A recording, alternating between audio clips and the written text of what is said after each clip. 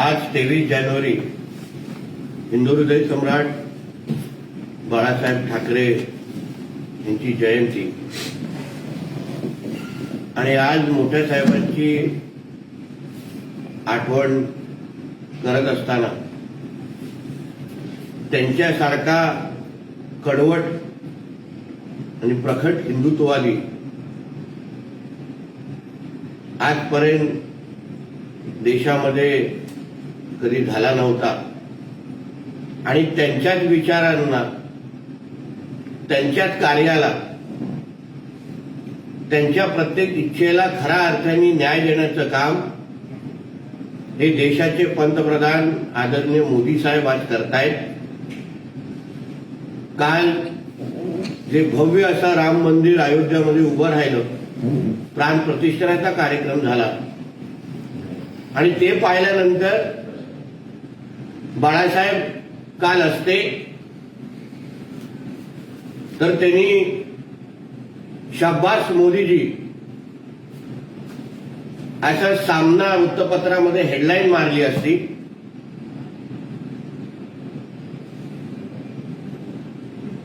त्यांचे जे हिंदुत्ववादी विचार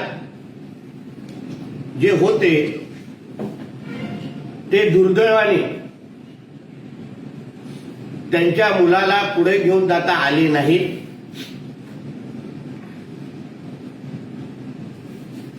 हृदयात राम आणि हाताला काम असं मोठं घोषवाक्य सांगतात, पण खऱ्या अर्थाने उद्धव ठाकरे आणि उभाटाचं घोषवाक्य म्हणजे हृदयात खान आणि हाताला हात, हातामध्ये हात म्हणजे काँग्रेसचा हात. हृदयात खान आणि हातामध्ये हात हे खऱ्या अर्थाने त्यांचं घोषवाक्य आहे. काल नाशिकमध्ये भगवं वस्त्र आणि रुद्राक्ष माळ घालून एक भैरोपिया आपल्या कुटुंबाबरोबर फिरत होता. स्वतःला बाळासाहेबांच्या विचाराचा वारसदार म्हणण्याचा जो ढोंगीपणा करायचा आणि ज्या काँग्रेसला बाळासाहेबांनी आपल्या शेवटच्या क्षणापर्यंत विरोध केला, माझ्या शिवसेनेचं काँग्रेस कधी होऊन देणार नाही हे जे काय बाळासाहेबांनी नेहमी सांगितलं, त्याच सोनिया गांधींच्या, त्याच राहुल गांधींच्या पायावर पुरा पक्ष बांधण्याचं काम, ठेवण्याचं काम याच उद्धव ठाकरेंनी केलं. आणि काल मोठ्या गळ्यात रुद्राक्ष माळा आणि भगवं वस्त्र घालून चायनीज आणि डुप्लिकेट मॉडेल हिंदुत्ववादी कसे असतात ह्याचं उत्तम उदाहरण काल नाशिकच्या त्या रस्त्यावर आपल्याला दिसलं असेल. मी हेही ऐकलंय, एका जवळच्या शिवसैनिकांनी मला काल सांगितलं, नितेशजी जरा उद्धवजींना विचाराव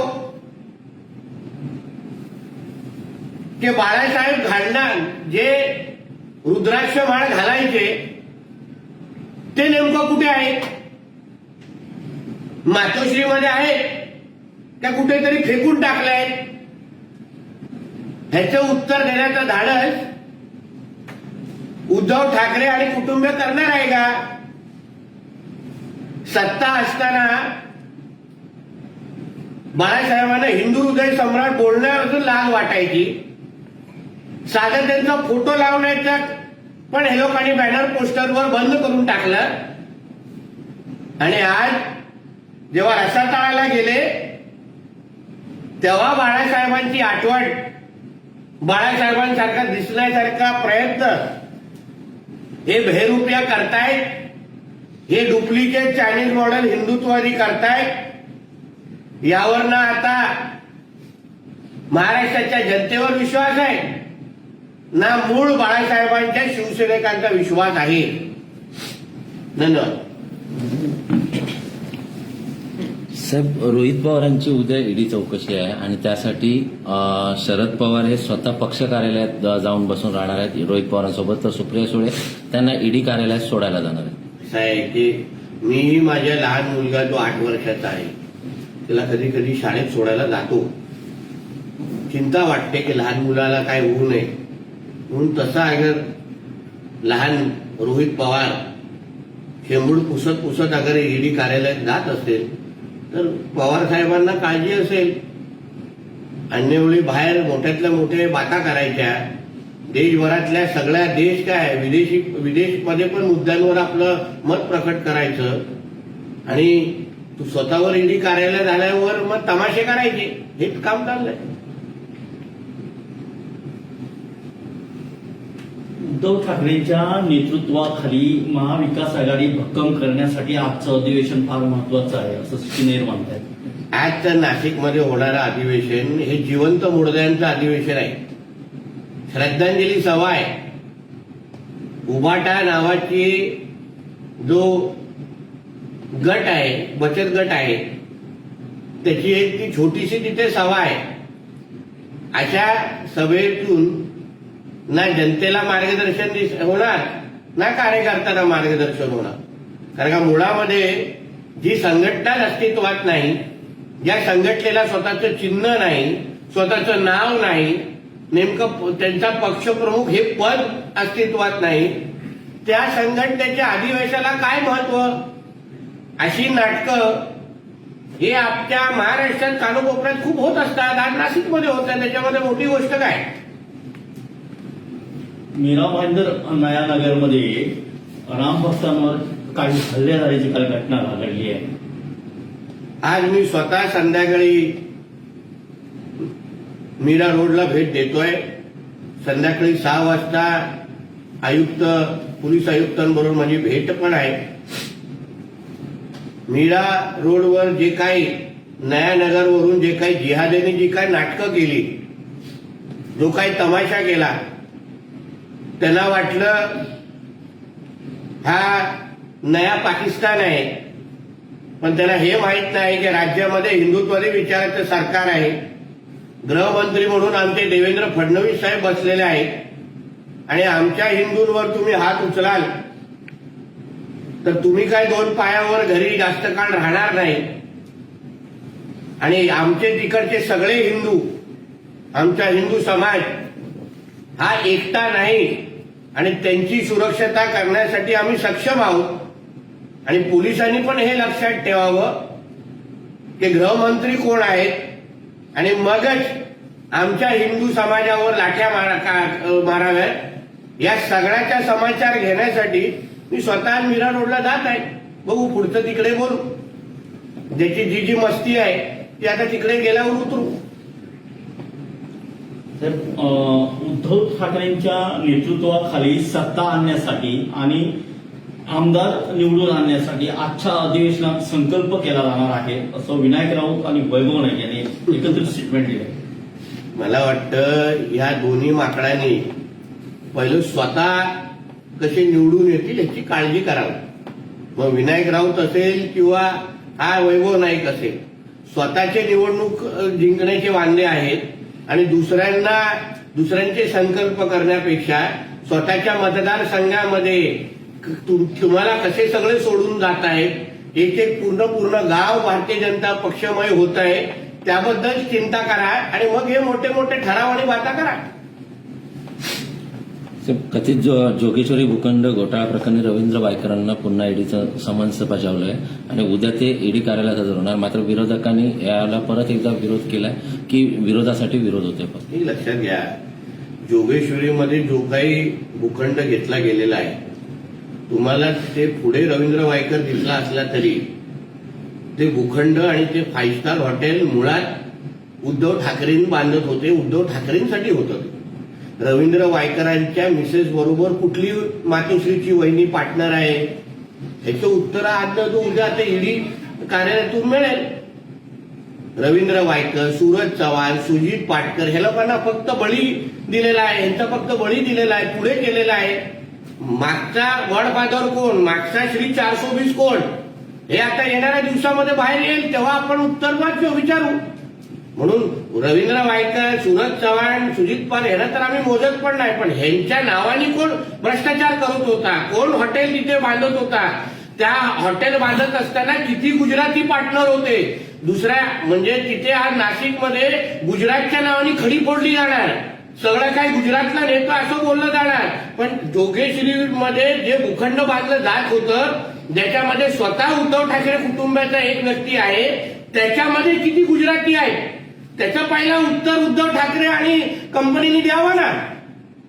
तुम्हाला धंदे करण्यासाठी, तुमच्या सुट्ट्या करण्यासाठी तुम्हाला गुजराती समाज चालतो, पण अन्य वेळी गुजराती समाज, अदानी समूह ह्याच्यावर तुम्ही खडी फोडता. म्हणून या सगळ्याची उत्तरं आता ईडी चौकशीमधून हळूहळू बाहेर येतील.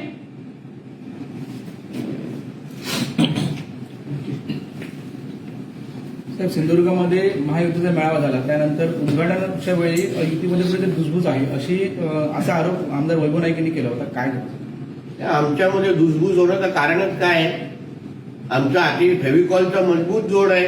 आम्ही सगळेजण एकत्र म्हणून व्यवस्थित पद्धतीने काम करतोय.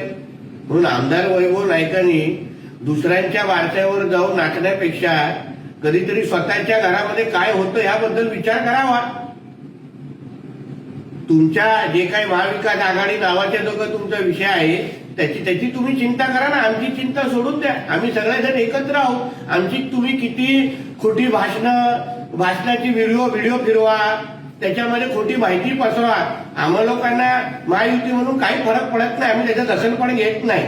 आमच्यामुळे अगर तुम्हाला 4 बातम्या मिळत असतील, 4 तुमचे इंटरव्ह्यू घेतले जात असतील ना, तर आमच्यासाठी ते बरं आहे ना. पण आम्हाला त्याच्यात काय फरक पडत नाही. आम्ही महायुती म्हणून अतिशय भक्कम आहोत. येणारी प्रत्येक निवडणूक, विधानसभा असेल, लोकसभा असेल, जिल्हा परिषद, पंचायत समिती, या सगळ्या महायुती म्हणून आम्ही एकत्र पद्धतीने लढणार आहोत. एवढं आम्ही ठाम आहोत सगळे.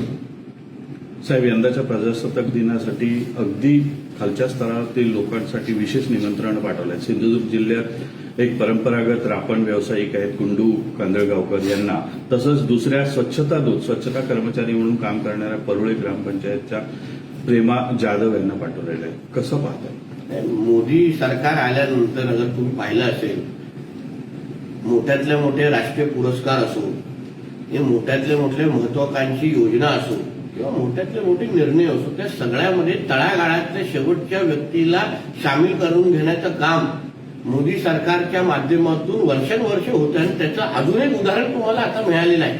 मला आठवतं जेव्हा विश्वकर्मा योजना देशामध्ये जाहीर झाली तेव्हा पण आपल्या इकडच्या एका मिस्त्रींना तिथे बोलवलं गेलं आणि मोदी साहेबांनी स्वतः त्यांच्या पाठीवर थाप दिली. अशाच पद्धतीने म्हणून आम्ही वारंवार बोलतो, मोदी सरकार हे सामान्यांचं सरकार आहे. सामान्य जनतेला ताकद आणि स्वावलंबी आणि स्वतःच्या पायावर ओळख देणारं आमचं केंद्र सरकार आहे. आणि त्याचं अजून एक उदाहरण आपल्या माध्यमातून आपल्याला दिसलं. साहेब, संजय राऊत असं म्हणतात की शिवसेना नसती तर कालची प्राणप्रतिष्ठा झाली नसती. शिवसेनेमुळे पंतप्रधानांना पूजा करण्याची संधी मिळाली. शिवसेना नसती तर संजय राजाराम राऊतला त्याचा पगार पण मिळाला नसता. कारण का शिवसेनाच्याच मुखपत्रामुळे त्याचा आज पगार आणि त्याचं घर चालत आहे. म्हणून शिवसेना असो, हिंदू हृदय सम्राट बाळासाहेब ठाकरे असो, ह्यांचं महत्व आम्ही कधीच कोणच ना आव्हान देत आहे ना कमी करत आहे.